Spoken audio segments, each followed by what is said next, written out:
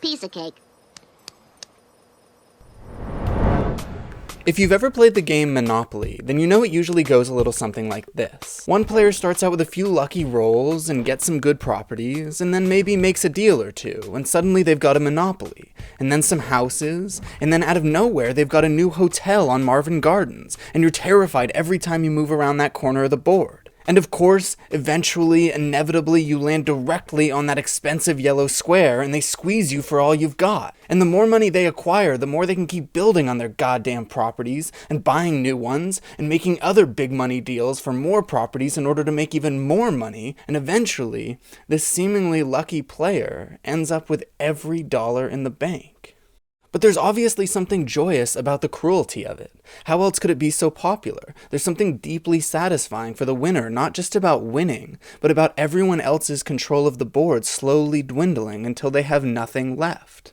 Cruel monopolistic power isn't a side effect of the game, it's the purpose. And the commercials don't hide this. In fact, they celebrate it. What do we love most about playing Monopoly? Competing to own it all. Monopoly, a nice, ruthless, money-hungry family game.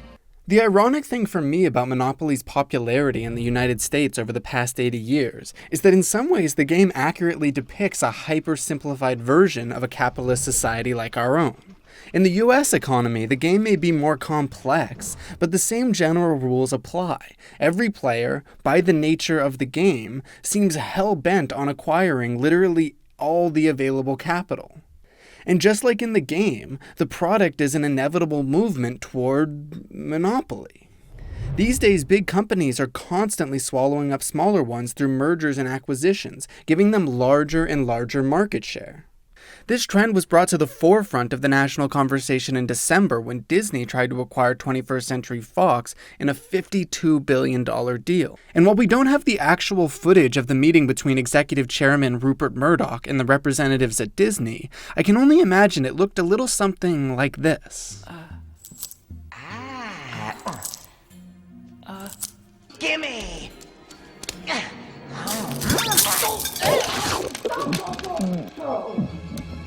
Just a few months before, John Oliver spent an entire episode on this type of corporate consolidation. In the episode, Oliver does the dirty work of exposing industries controlled by modern oligopolies, which are industries controlled by a few massive companies. His thesis isn't complicated. Essentially, he explains that companies have been consolidating more and more over the past several decades, and that these mergers and acquisitions can affect consumers, both with increased prices and a lack of innovation. He shows how these companies, like airlines for example, can use market dominance to coordinate new profit generators, like baggage fees, revenue on which has gone up from $543 million in 2007 to $4.2 billion in 2016. Which isn't all that surprising, considering the fact that the US has gone from having 10 major airlines in 2000 to just 4 today. They can conceivably coordinate and raise their prices together. But if you want to learn more about each heinous use of monopolistic power in these various industries, I recommend you check out that video for a little background. In this essay, I'd like to focus on Oliver's observation that corporate consolidation seems to be accelerating, and analyze how this acceleration may interact with another huge problem in American politics: campaign finance. Campaign finance is a broad term for money spent on political campaigns, and these numbers have most certainly gone up since the infamous Citizens United Supreme Court decision, which allows corporations to donate unlimited amounts of money, since it was decided that companies can be seen as individuals, and that donations can be seen as speech. In 2010, the year that decision was made, 0.26% of the population accounted for an astounding 68% of campaign donations. And most importantly, this big spending is really, really effective. The Washington Post reported that in 467 congressional races in 2012, 91% of the time the better financed candidate won. In 2014, PBS reported that in House races, this number was as high as 94%. Now these numbers vary, of course, like anything else, but the trend is clear. More money equals more votes. And equally effective is the resulting effect it has on legislation. For this, we'll turn to Lawrence Lessig's 2011 book, Republic Lost, which outlines how campaign donations from large companies can have very direct results on policy decisions. For example, on the campaign trail and even after he was elected, Obama promised a public option to compete with insurance companies in order to keep their rates lower. Essentially, the government would provide a cheaper insurance option to avoid the pitfalls of a monopolistic situation in the insurance market. But an additional step we can take to keep insurance companies honest is by making a not-for-profit public option available in the insurance exchange.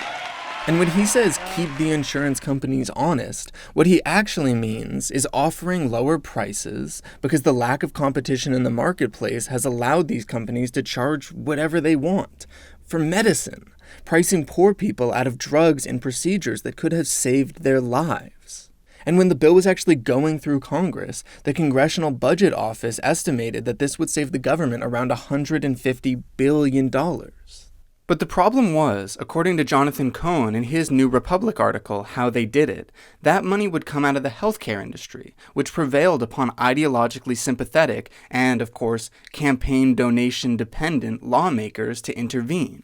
In other words, because Congresspeople received $180 million in campaign contributions from healthcare companies in 2008, they don't pass bills that negatively affect profits in that industry. That's the deal. The public option would have cost those companies billions, so Congress made sure it was removed. Now, what worries me most, and what inspired me to make this video in the first place, is that the combination of these two insidious problems, of consolidating power toward monopolies, and of buying politicians through campaign finance, seems to create a positive feedback loop, which is essentially when two processes reinforce each other, creating an accelerating or amplifying effect. In the 2015 documentary, Requiem for the American Dream, Noam Chomsky briefly explains how the structures of wealth and power can reinforce each other to create this type of vicious cycle. Concentration of wealth yields concentration of power, particularly so as the cost of elections skyrockets, which kind of forces the political parties into the pockets of major corporations. And this political power quickly translates into legislation that increases the concentration of wealth. Essentially, the relationship between the monopolization of corporations and the influence of those corporations over politics creates a positive feedback loop, which may be accelerating this process of monopolization. Corporations grow in wealth and power, and with that wealth and power can influence tax laws, for example, like in the bill passed through Congress in December. Representative Chris Collins from New York made this direct influence loud and clear when he said, "My donors are basically saying, get it done or don't ever call me again." Lindsey Graham also warned Republicans that if they didn't pass the bill, financial contributions will stop. So of course they did get it done, drastically decreasing taxes on massive corporations, generating more revenue for those corporations, which can then be invested back into politics, and so on, and so on, and so on. If the current political system we have is increasingly designed to favor corporate power, and if corporate power is designed to favor mergers and acquisitions, isn't the outcome fairly clear? When can we stop referring to this as an issue with the political system and start calling it what it really is? It's the design.